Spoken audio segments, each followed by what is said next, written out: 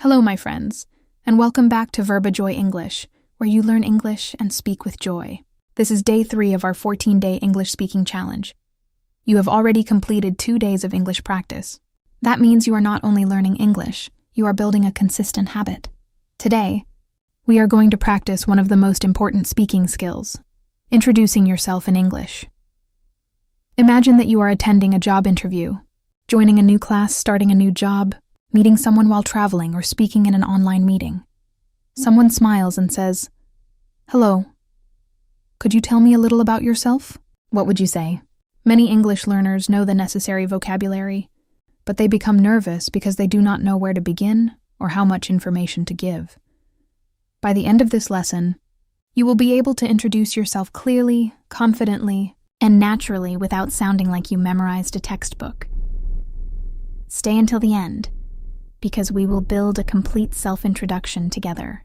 You will also learn common mistakes to avoid and complete a speaking challenge. Before we begin, go to the comments and write, Day 3, I'm ready to speak. Are you ready? Let's begin. First, let's quickly review our progress. On day 1, you started building a daily English habit. On day 2, you learned how to describe your daily routine. Today, you will use simple English to talk about the most familiar subject in the world, yourself. When introducing yourself, you do not need to tell your complete life story. A good introduction should be clear, relevant, and appropriate for the situation. You can organize it into 7 simple parts. A greeting, your name, where you are from or where you live, your work or studies. A little information about your family, if appropriate, your interests and personality, and your goals. Let's practice each part separately. The first part is the greeting. In a casual situation, you can say, "Hi." "Hello?" "Hi, everyone." Or "Nice to meet you." In a more formal situation, you could say, "Good morning," "Good afternoon," or "It's a pleasure to meet you." Repeat these greetings. Hello. Nice to meet you. Good morning. It's a pleasure to meet you. Hi, everyone. I'm happy to be here. Excellent. Your greeting creates the first impression. Smile naturally, look at the other person, and speak clearly. You do not need to speak loudly or quickly. A calm voice can make you sound more confident. The second part is your name. The simplest way to give your name is, "My name is..." For example, "My name is Daniel."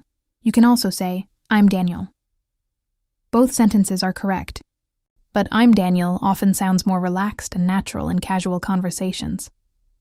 In a formal introduction, "My name is Daniel" is perfectly appropriate.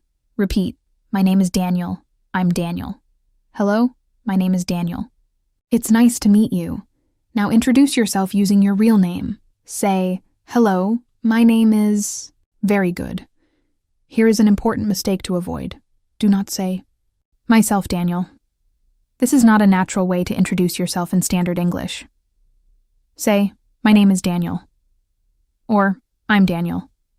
You can also mention what people usually call you. For example, "My full name is Oliver James, but you can call me Oliver." Repeat, "My full name is Oliver James, but you can call me Oliver." This is useful when your full name is long or when you prefer to use a shorter name. The third part is talking about where you are from and where you live. To talk about your country or hometown, say, "I'm from the United Kingdom. I come from the United Kingdom. I'm originally from the United Kingdom." The phrase "originally from" is useful when you currently live in a different country or city. For example, "I'm originally from Manchester, but I currently live in London." Repeat, "I'm originally from Manchester, but I currently live in London." Notice the difference between these two questions. Where are you from? And where do you live? Where are you from? Asks about your hometown or country of origin. Where do you live? Asks about your current place of residence. For example, "I'm from Birmingham, but I live in London." Repeat, "I'm from Birmingham, but I live in London." You can add more information about your hometown. For example, "I'm from a small town in northern England. I grew up in Leeds. I was born in Bristol." My hometown is famous for its history and culture. Repeat these sentences. I grew up in Leeds. I was born in Bristol. My hometown is famous for its history and culture. The expression grew up refers to the place where you spent your childhood. You might be born in one city but grow up in another. For example, I was born in Bristol, but I grew up in Leeds. Now create your own sentence. I was born in blank, but I grew up in blank. Excellent. The fourth part of your introduction is your work or studies. If you have a job, you can say, I'm a teacher. I work as an engineer. I work in construction. Work for an international company. Notice the different sentence patterns. Use I'm a before a profession. I'm a teacher. I'm an accountant. I'm a safety officer. Use I work as before a job title. I work as a teacher. I work as an accountant. I work as a safety officer.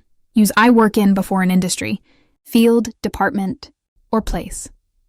I work in education. I work in construction. I work in healthcare. I work in the training department. Repeat. I work as a safety officer. I work in the construction industry. I work for an international company. Very good. Here is a common mistake. Do not say, I am working as an engineer, when you are simply describing your permanent job. Although this sentence can be correct in some situations, the more natural general introduction is, I work as an engineer. Use the present simple when talking about your regular job. Repeat, I work as an engineer. If you are a student, you can say, I'm a university student. I study business administration. I'm studying computer science. I'm in my final year of university. The sentence, I study computer science, describes your general area of study. I'm studying computer science. Focuses on what you are currently studying. Both can be correct. Repeat. I'm a university student. I study business administration. I'm in my final year of university. If you are not currently working, you can say, I'm currently looking for work. I'm taking a career break. I'm focusing on my studies at the moment. There is no need to feel uncomfortable. Simply explain your current situation clearly and positively. Now answer this question aloud. What do you do? In English, the question, what do you do, usually means what is your job? You could answer, I work as a safety officer. I'm a university student. I run a small business. Or, I'm currently looking for work. Now let's make your answer more interesting. Instead of only giving your job title, add one sentence explaining what you do. For example, I'm an English teacher. I help adults improve their communication skills. I'm a safety officer. I help create a safe working environment. I'm a graphic designer. I create visual content for companies. I'm a student. I'm studying business because I want to become an entrepreneur. Repeat. I'm a safety officer. I help create a safe working environment. Adding, this extra sentence helps the listener understand your role and gives them something to ask. About the fifth part is talking about your family. Family information is optional. You do not need to discuss your family in every introduction. It may be appropriate during a friendly conversation, a class activity, or a social event. You could say, I come from a small family. I come from a large family. I have 2 brothers and 1 sister. I'm married and have 2 children. I live with my family. Repeat. I come from a small family. I have 2 brothers and 1 sister. I'm married and have 2 children. Notice that we say, I have 2 brothers. We do not say, I am having 2 brothers. Use have, not am. Having, when talking about family members. You should also respect your own privacy. Share only the information that feels appropriate for the situation. The 6th part is talking about your interests. Your interests make your introduction more personal and memorable. You can begin with, in my free time I'm interested in, one of my favorite hobbies is, I'm really passionate about, for example, in my free time, I enjoy reading and walking. I'm interested in technology and digital learning. One of my favorite hobbies is photography. I'm passionate about helping people learn new skills. Repeat. In my free time, I enjoy reading and walking. I'm Interested in technology and digital learning. 1. Of my favorite hobbies is photography. After the word enjoy, we normally use a verb ending in ing. We say, I enjoy reading, I enjoy traveling, enjoy learning English. We do not normally say, I enjoy to read, repeat. I enjoy reading, I enjoy traveling, I enjoy learning new things. You can also use the phrase I like to. For example, I like to read, I like to travel, I like to spend time with my family. Both of these forms are natural. I enjoy reading, I like to read. Now, answer this question. What do you enjoy doing in your free time? Create one sentence about your interests. Excellent. You can also describe your personality. Choose 2 or 3 positive qualities that genuinely describe you. For example, I'm friendly and hardworking. I'm calm, organized, and responsible. I'm naturally curious, and I enjoy learning new things. I'm a little quiet at first, but I become more talkative when I know someone. Repeat. I'm friendly and hardworking. I'm calm, organized, and responsible. I'm a little quiet at first, but I become more talkative when I know someone. Avoid using too many adjectives. You do not need to say, I'm friendly, hardworking, honest, intelligent, creative, energetic, responsible, organized, and helpful. A long list can sound unnatural. Choose 2 qualities and, if possible, provide a simple example. For instance, I'm an organized person. I like to plan my tasks in advance. I'm curious, so I'm always trying to learn something new. I'm hardworking, and I always try to complete my responsibilities on time. Repeat. I'm an organized person, and I like to plan my tasks in advance. The final part is talking about your goals. Your goal gives your introduction a clear and positive ending. You could say, my goal is to improve my English. I'm working on becoming a more confident speaker. I hope to develop my career. I'd like to study abroad in the future. One of my goals is to communicate confidently with people from different countries. Repeat. My goal is to improve my English. I'm working on becoming a more confident speaker. 1. Of my goals is to communicate confidently in English. The phrase I'm working on means you are actively trying to improve something. For example, I'm working on my pronunciation. I'm working on becoming more organized. I'm working on improving my communication skills. Now, let's put all 7 parts together. Listen to this casual self-introduction. Hi, everyone. My name is Daniel, and it's great to meet you. I'm originally from Brazil, but I currently live in London. I work as a graphic designer for a technology company. In my free time, I enjoy photography, traveling, and learning languages. I'm a friendly and creative person, although I can be a little quiet when I first meet someone. At the moment, I'm working on improving my English because I want to communicate confidently with international clients. I'm happy to be here, and I look forward to getting to know everyone. This introduction sounds natural because the information is connected and relevant. Let's practice it in shorter parts. Hi, everyone. My name is Daniel. I'm originally from Brazil, but I currently live in London. I work as a graphic designer for a technology company. In my free time, I enjoy photography, traveling, and learning languages. I'm a friendly and creative person.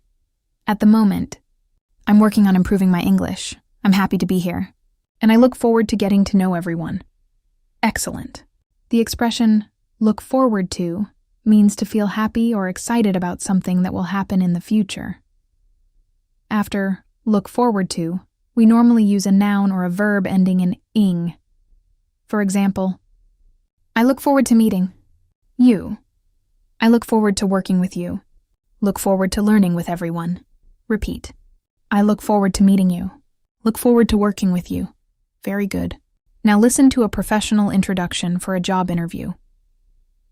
Good morning, and thank you for giving me the opportunity to introduce myself.